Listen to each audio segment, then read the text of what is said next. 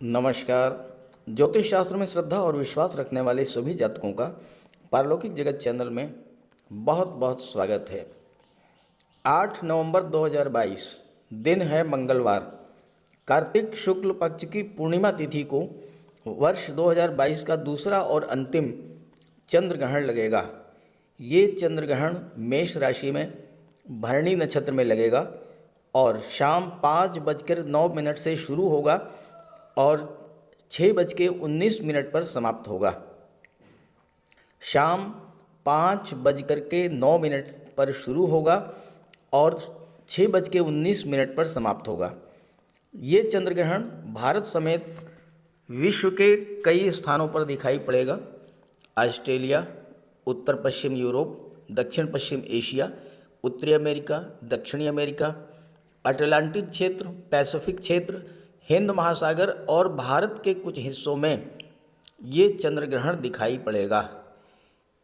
चूँकि ये चंद्र ग्रहण पूर्ण चंद्र ग्रहण है, इसलिए सूतक काल मान्य होगा और सूतक काल चंद्र ग्रहण से 9 घंटे पहले से शुरू हो जाता है। तो प्रातः 8:10 से सूतक काल लग जाएगा और शाम 6:19 पर सूतक काल समाप्त होगा।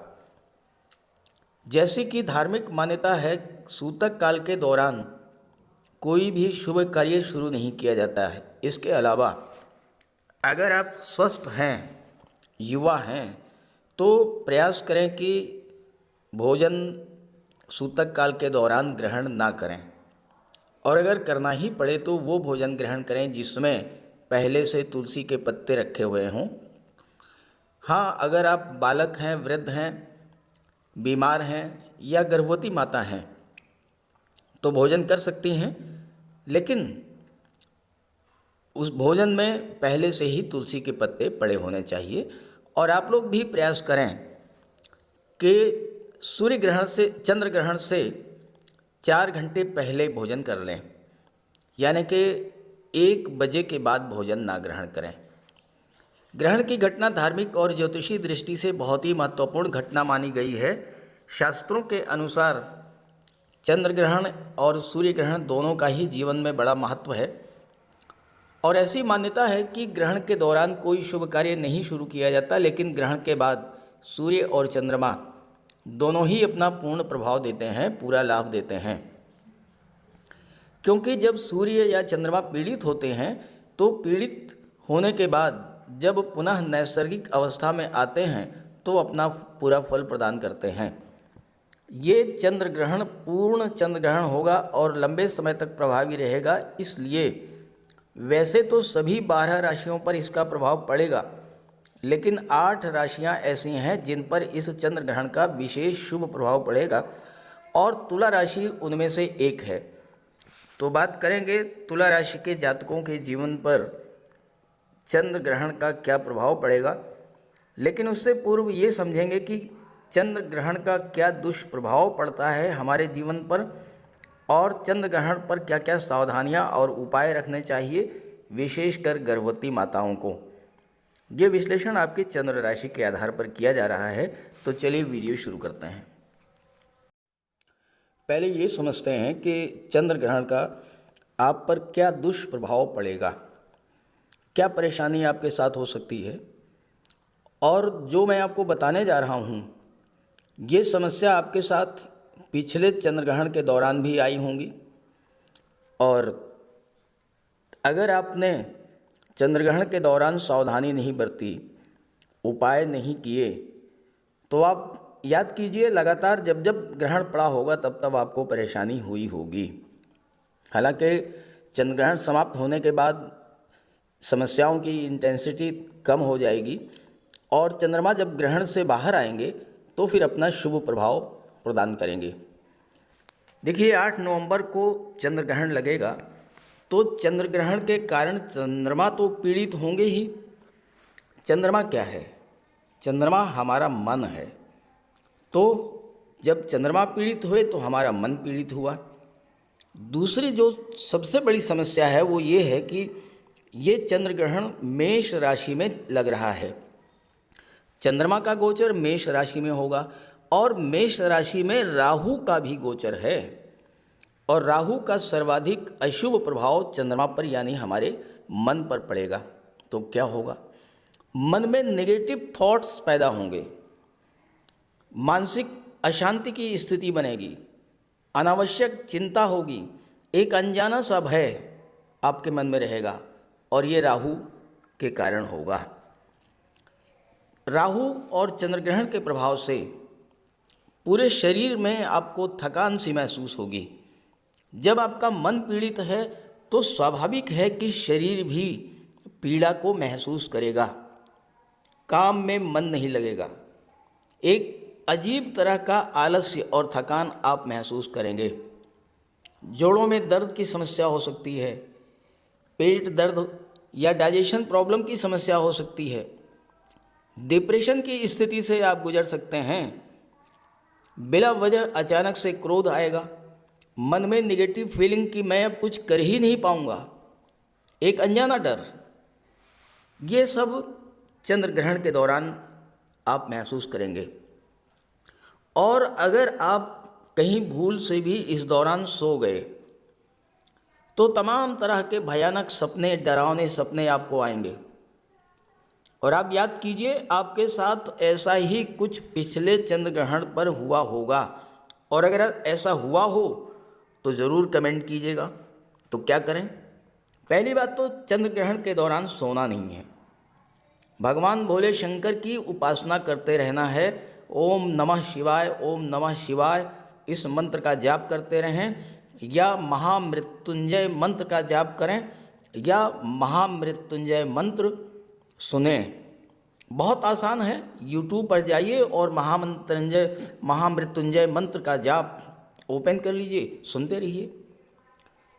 अब बात करते हैं ग्रहण के दौरान आपको क्या क्या सावधानी बरतनी है और गर्भवती माताओं को क्या विशेष सावधानियां बरतनी है। चंद्र ग्रहण का बहुत अधिक ज्योतिषीय महत्व है। चंद्रमा हमारा मन है और हमारे मन पर चंद्रमा का नियंत्रण होता है। चंद्रमा मन, मस्तिष्क, सोच, विचारधारा, संवेदना और कल्पना शक्ति का कारक है।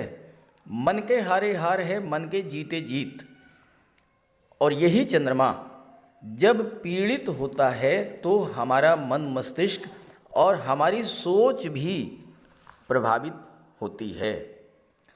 तो चंद्र ग्रहण के दौरान और सूतक काल के दौरान पहली बात आपको ये ध्यान में रखना है कि कोई भी शुभ कार्य नहीं करना है। दूसरी बात, सूतक के दौरान सोना नहीं है, जागते रहना है। मंत्रों का जाप करें, भगवान भोले शंकर के मंत्रों का जाप, ओम नमः शिवाय या महामृत्युंजय मंत्र का जाप करें। भोजन नहीं बनाना है, और अगर बनाएं तो तुलसी पत्र डाल करके रखें। ग्रहण समाप्त होने के बाद स्नान करें। घर और पूजा स्थल पर गंगा जल का छिड़काव करके घर को शुद्ध करें। सूतक काल में घर में अगर मंदिर है तो उसके कपाट बंद कर दें, नहीं है तो देवी देवताओं की मूर्ति का स्पर्श ना करें। ग्रहण के दौरान नकारात्मक विचारों को मन में आने ना दें, और ग्रहण के दौरान अपने पास तुलसी के पत्ते रखें। घर के बाहर नहीं निकलना है। किसी ज़रूरी काम के लिए अगर घर के बाहर निकलना ही पड़े तो तुलसी के पत्ते अपनी जेब में रख करके निकलें। ग्रहण के पश्चात स्नान करके भोजन करें। और जहाँ तक गर्भवती माताओं की बात है तो गर्भवती माताओं को शिशु के लिए भोजन तो करना होगा, तो तुलसी का पत्ता भोजन में पहले से ही डाल करके रखें, तब उस भोजन को ग्रहण कर सकती हैं। ध्यान रखें कि सूतक काल लगने से पहले ही तुलसी का पत्ता आपको तोड़ करके रख लेना है और भगवान शिव के मंत्रों का जाप करते रहना है। इससे गर्भस्थ शिशु पर कोई दुष्प्रभाव नहीं पड़ेगा। कोई भी तेज धार या नुकीली वस्तुएं अपने पास ना तो रखें और ना ही कोई प्रयोग करें। जैसे कैंची है, चाकू है, सुई है, आलपीन है, इन चीज़ों के प्रयोग से बचें। और बाल या नाखून नहीं काटना है। घर के बाहर ना निकलें। ग्रहण के दौरान ग्रहण को देखने से बचें। कोशिश ये करें कि ग्रहण के दौरान भोजन ना पकाएं और ना ही भोजन ग्रहण करें, लेकिन अगर करना ही पड़े तो तुलसी पत्र का प्रयोग करके करें। और विशेष अवस्था में अगर घर के बाहर जाना पड़े तो तुलसी का पत्ता साथ में रखें। घर में मंदिर हो तो उसके कपाट को बंद कर दें। ग्रहण के समाप्त होने के बाद स्नान करें और भोजन ग्रहण करें। स्नान करने के बाद ज्योतिष शास्त्र में दान का बहुत महत्व बताया गया है इस अवसर पर। तो आप धन धान्य, चावल, चीनी, सफ़ेद मिठाई, सफ़ेद वस्त्र, इन सब चीज़ों का दान करें। शिव मंदिर में जाकर के सफ़ेद पुष्प अर्पित करें। और संतान की सुरक्षा के लिए दूध, खिलौने, वस्त्र, ये सब आप दान कर सकते हैं। और ये सब दान करने के बाद फिर भोजन ग्रहण करें। तो ये तो रहा चंद्र ग्रहण पर उपाय और गर्भवती माताओं के लिए विशेष उपाय। अब बात कर लेते हैं इस चंद्र ग्रहण का किन किन राशियों पर विशेष प्रभाव पड़ेगा। तो ये है तुला राशि के जातकों की कुंडली। चंद्र ग्रहण के समय चंद्रमा का गोचर कुंडली के सप्तम भाव में होगा और राहु भी चंद्रमा के साथ में होंगे। राहु का गोचर तो पहले से ही सप्तम भाव में चल रहा है। चंद्रमा भी जब यहाँ पर आ जाएंगे तो एक तो चंद्रमा पीड़ित होंगे और ऊपर से राहु के साथ में हैं। तो ऐसे में दाम्पत्य जीवन में आपको बहुत सावधानी बरतनी होगी। लव रिलेशंस को लेकर बहुत ही सावधानी बरतनी होगी। पार्टनरशिप को लेकर बहुत सावधानी बरतनी होगी। जीवन में किसी तरह की समस्या है, परिवार में कोई तनाव की स्थिति है या किसी बात पर कोई डिसीजन लेना है, चाहे वो जीवन साथी के संबंध में, जीवन साथी ने कोई बात आपसे कह रखी है उसको डिसाइड करना है, या फिर पार्टनर ने आपके साथ कोई बात कही है, पार्टनरशिप में आप व्यापार कर रहे हैं, किसी बात पर डील होनी है, किसी बात को फाइनलाइज करना है, तो आज के लिए टाल दें। ग्रहण के दिन किसी भी समस्या का समाधान ढूंढने का प्रयास ना करें, क्योंकि समस्या और उलझ जाएगी। क्योंकि राहु का प्रभाव रहेगा आपके मन पर और राहु हमेशा भ्रम पैदा करते हैं, तो समस्या उलझेगी, सुलझेगी नहीं। इसलिए बेहतर ये है कि सूतक काल प्रारंभ होने के बाद से ही आप भगवान भोले शंकर की शरण में चले जाएं। जितनी भी दुनियावी चीज़ें हैं उससे दूर हो जाएं और भगवान भोले शंकर की आराधना करें। महामृत्युंजय मंत्र का जाप करें, ओम नमः शिवाय का जाप करें। और कुछ भी, कोई भी फैसला आपको लेना है किसी भी बिंदु पर, तो ग्रहण समाप्त होने के बाद डिसाइड करें। इससे आपको ग्रहण के समय किसी समस्या से जूझना नहीं पड़ेगा। इसके बाद चंद्रमा राशि परिवर्तन करेंगे और चंद्रमा अष्टम भाव में चले जाएंगे, शुक्र की राशि में। चंद्रग्रहण समाप्त होने के बाद की जो स्थितियां हैं वो आपके लिए बहुत ही श्रेष्ठ स्थितियां हैं, क्योंकि लग्न भाव में बुध का गोचर है, लग्न भाव में शुक्र का गोचर है और राहु की दृष्टि पड़ेगी बुध पर और शुक्र पर। यहाँ पर देखिए शुक्र और राहु में बहुत ही अच्छे संबंध हैं। शुक्र दैत्य गुरु हैं, राहु दैत्यों के सेनापति हैं और बुध से शुक्र की भी मित्रता है और राहु से भी मित्रता है। तो तीनों ग्रहों का जो ये संयोग बन रहा है ये आपके लिए बहुत लाभ देने वाला होगा, क्योंकि शुक्र जो हैं मालव्य राजयोग बना रहे हैं। मालव्य राजयोग धन का योग होता है, विवाह का योग होता है, दाम्पत्य सुखों का होता है। चंद्र ग्रहण के पश्चात आपके लिए विवाह के कोई बहुत अच्छे रिश्ते आ सकते हैं, आपका विवाह फाइनलाइज हो सकता है। बिजनेस आप पार्टनरशिप में शुरू करना चाहते थे, वह भी अच्छा पार्टनर आपको मिल सकता है। और इसके बाद 2-3 दिन के बाद तो स्थितियां बहुत ही अच्छी हो जाएंगी। बुध 13 नवंबर को लाभ धन के भाव में चले जाएंगे और शुक्र 11 नवंबर को धन के भाव में गोचर करेंगे। और यहाँ पर शुक्र और बुध का लक्ष्मी नारायण योग बनेगा, जो कि धन के संचय और धन के निवेश की दृष्टि से बहुत अच्छा रहेगा। और लक्ष्मी नारायण योग के बनने से माता लक्ष्मी का निवास आपके घर में होगा, धन वैभव समृद्धि संपन्नता प्राप्त होगी। बुध शेयर मार्केट के कारक हैं, तो शेयर में आप निवेश कर सकते हैं। शुक्र यहाँ पर हैं, अगर आप महिला हैं तो ज्वेलरी, ऑर्नामेंट्स, आभूषण, डिज़ाइनर ड्रेसेस, परफ्यूम्स, कॉस्मेटिक्स, श्रृंगार प्रसाधन, इन सब चीज़ों पर धन खर्च कर सकती हैं। शुक्र 12वें भाव, बुध 12वें भाव के स्वामी होकर के और भाग्य भाव के स्वामी होकर के धन के भाव में बैठे हैं और लक्ष्मी नारायण योग बना रहे हैं। तो भाग्य के सपोर्ट से विदेश से धन प्राप्ति के प्रबल योग बनेंगे। साथ ही साथ उच्च शिक्षा के लिए भी आप विदेश जा सकते हैं।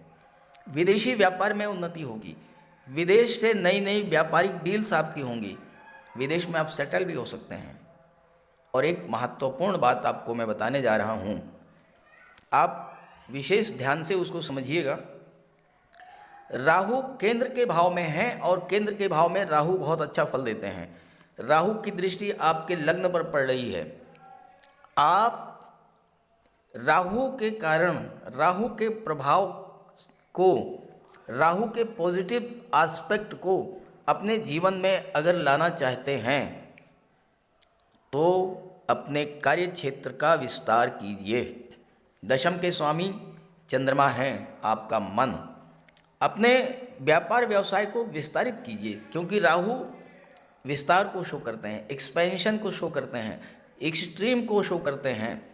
तो जितना ज़्यादा से ज़्यादा आप अपने कार्य व्यवसाय को विस्तारित करेंगे, राहु का उतना ज़्यादा से ज़्यादा लाभ मिलेगा। आपकी कुंडली में राहु केंद्र के भाव में बैठे हैं और कम से कम अभी 10 महीने तक राहु आपकी कुंडली में केंद्र के ही भाव में बैठेंगे। आप करके देखिएगा। 2 चीज़ों का ध्यान दीजिए। पहली बात तो ये है कि अपने मन से डर को निकाल दीजिए।